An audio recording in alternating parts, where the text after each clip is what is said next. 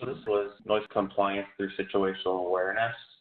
The idea is that sometimes people build things that's a little bit too loud.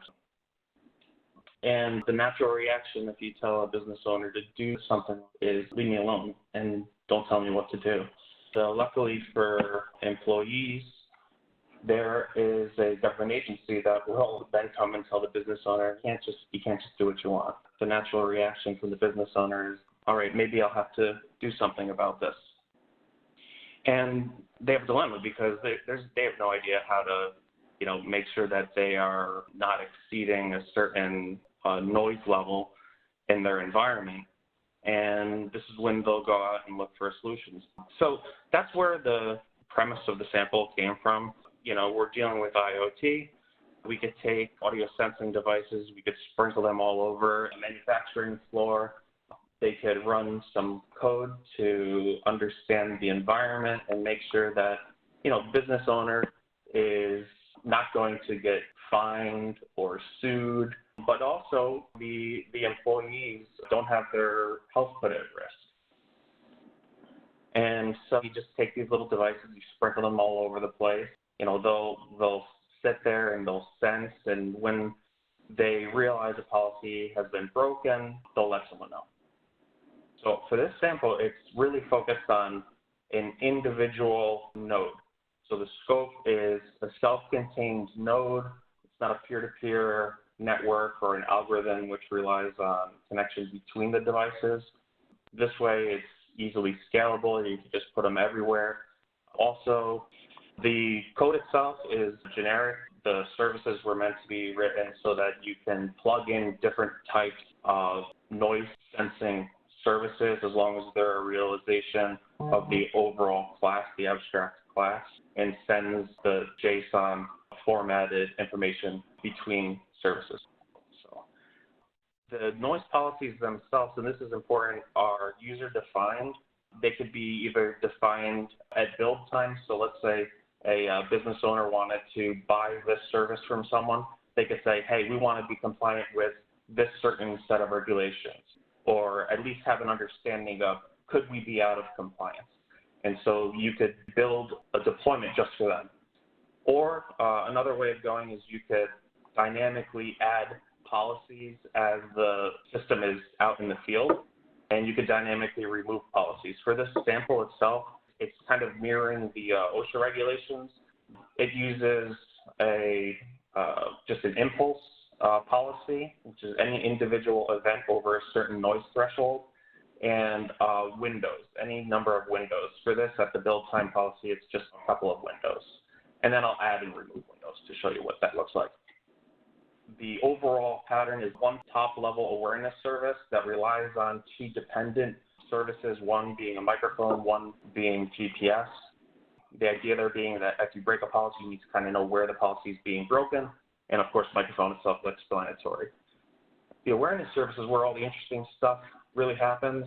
It's based on, I didn't really know anything about situational awareness before I started this, but I did some, background research trying to understand, just the general idea, and everything pointed back to Ensley, 95 out of Texas Tech, which at the end of the day, you have a certain set of stages that you go through to be situationally aware. You perceive your environment, you comprehend what that environment perception means, and then you make a projection, whether that is a prediction or just saying you're in or out of compliance. It depends on the implementation that you want. For this, given the time, we are just saying if you are in compliance, you're good. If you're out of compliance, we log it, and then we have a way to project that saying, hey, whoever the business owner is, you better make sure that you understand that there's a problem here. The capabilities of the service from the client side is that you can list all the policies in the system. You could then query the status of those policies. You could add or remove noise policies. The user can define them and add and remove them. You could list all violating policies and examine the violation instances on those policies. The microphone service is very simple. It just uses Port Audio out of Columbia and Pi Audio out of MIT. And I just pull the information from, essentially from Pi Audio, and return it on. So it's kind of cool. The implementation is 9 packages, 1925 lines of code, 2 Docker networks, 3 services, and then in Horizon, the 3 service definitions in Horizon, the 1 pattern that has the top-level independent services. It will create 1 agreement on 1 node. That's what I'm going to show you now. All right.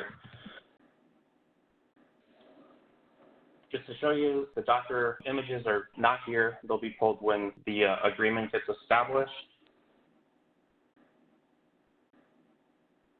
Let's see here. The services that are in my organization are shown here. You have the top-level awareness service, the microphone and GPS services, dependent services. Let's register the node.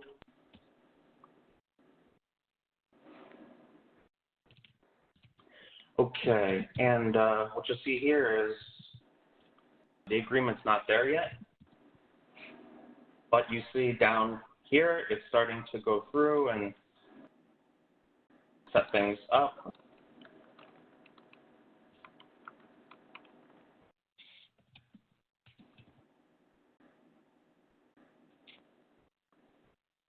So you got an agreement reached there. All right, it should be running.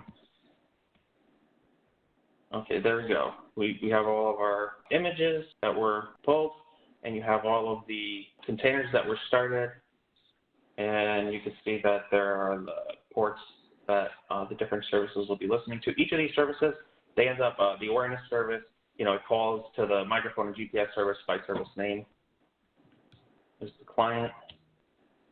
You could query, actually, it's listening to me right now, so it might even be broken, as far as the policy may be broken, because I made them really easy to break.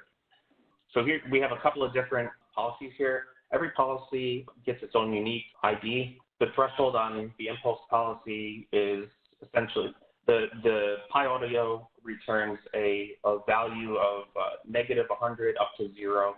And it sort of hovers around -70 as complete silence, and up to somewhere around -2, -3 as being like, it's pretty loud. So -9 is pretty easy to break.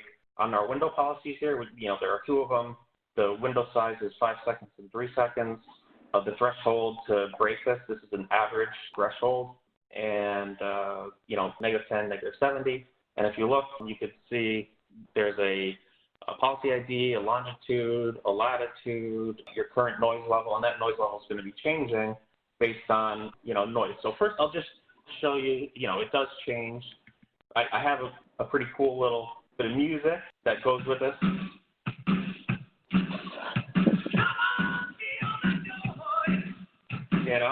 So it's definitely, it definitely works. So the louder you get, and the quieter you get, it's gonna let you know.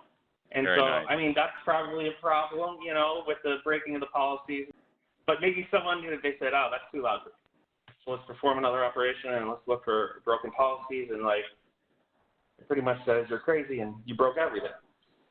And so the policies themselves, this is set up to be extremely demo friendly. So you can see there's a lot of broken policies. There's settings in here that you can set to say, how often if I break a threshold, let's say an impulse policy, how often will I then go and check for another impulse? I think I have it set for a few seconds, and you can see that it will refresh. So if we wait a little while, it will create another. But to make it easier to see, okay, I don't want to refresh it. I don't want to find another broken policy.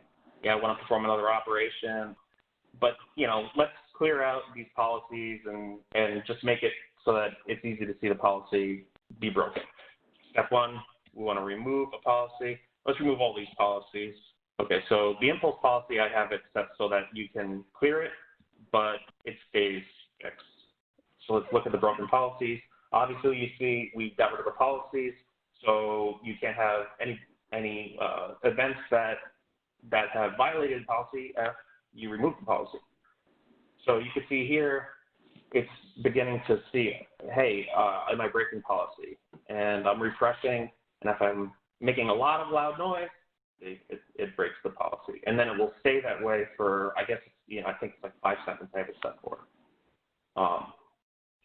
So let's then go back. I don't want to find another broken policy, form another policy. You can add a policy, and let's add a policy that has like a big window size so that you could see the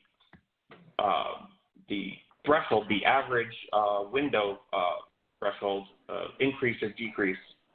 It's actually kind of cool. Let's see here. Let's just do that. I want to add another policy for another operation. And then we could query this policy. See, so now you see that we have this huge window size. And what's really cool about this is I'm just going to pick the microphone up and then blow into it so you can see based on the current noise rating, right? The average noise changed. And so if you were, actually we're already breaking the threshold here because negative 30, I set it really low.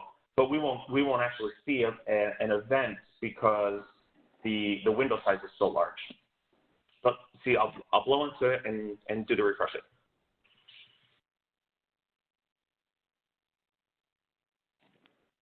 And so you can see the average noise go down, and then when we have quiet, you'll see the average noise eventually come back up. And the agreement is established, and the node does, show that it gets configured and all that stuff. So I hope that it's enjoyable for you guys. I hope that you found that it was kind of cool, and thank you. Thank you. I'm going to ask anybody have questions for James, kind of reach out to him directly.